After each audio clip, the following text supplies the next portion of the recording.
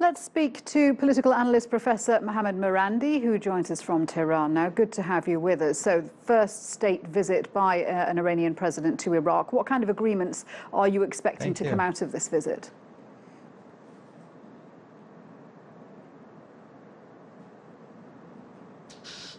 Well, I think the agreements will probably include all the different fields: political, economic, social, cultural.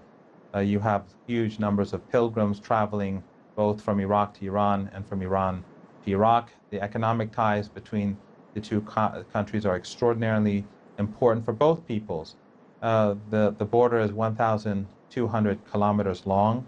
It's Iran's longest land border with any country. So obviously, there is much to talk about.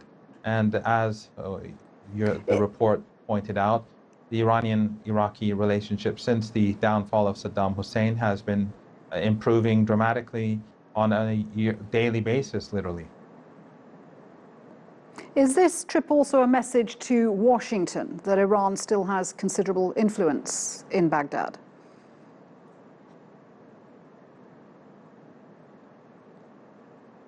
Well, Iran and Iraq are neighbors. This is one of the extraordinary things about the regime in Washington, that they think that they should have influence in this part of the world, yet they expect Iraq not to have influence in Iran, Iran not to have influence in Iraq. The United States overthrew Saddam Hussein not because they liked the Iraqi people. The Americans supported Saddam Hussein, gave him chemical weapons to use against his own people, against the Iranians. I myself survived 2 chemical attacks those weapons were provided to Saddam Hussein by EU countries and the United States. Everyone in this part of the world remembers quite well the role of the United States.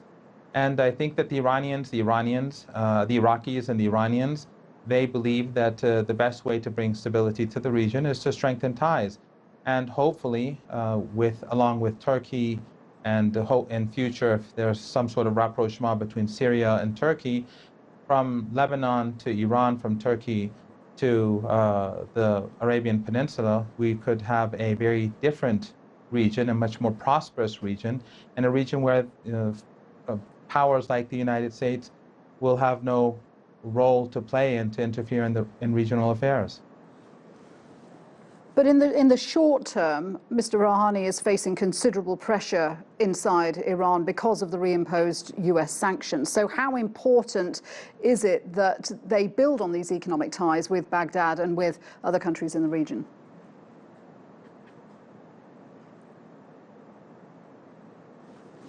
Well, it's important for Iran and Iraq because if the sanctions have a major impact, then it hurts Iraqis just as much as it hurts Iranians. And I think actually what the United States is doing is that it's pushing countries away from the United States. Iran and Iraq are looking to use their own currencies, not to use the US dollar. That's what Iran is now doing with the Russians, with the Chinese, with the Russians and the Chinese are also doing together. So it's changing the way trade is taking place, and in the long term it creates greater economic security, and especially since the Europeans have jumped on Trump's bandwagon to overthrow the legitimate government in Venezuela, I think that creates a stronger sense of distrust in Iran towards Western countries, because the Europeans, despite their anti-Trump rhetoric in the media and among politicians, when Trump chooses some person on the street who declares himself president as the president of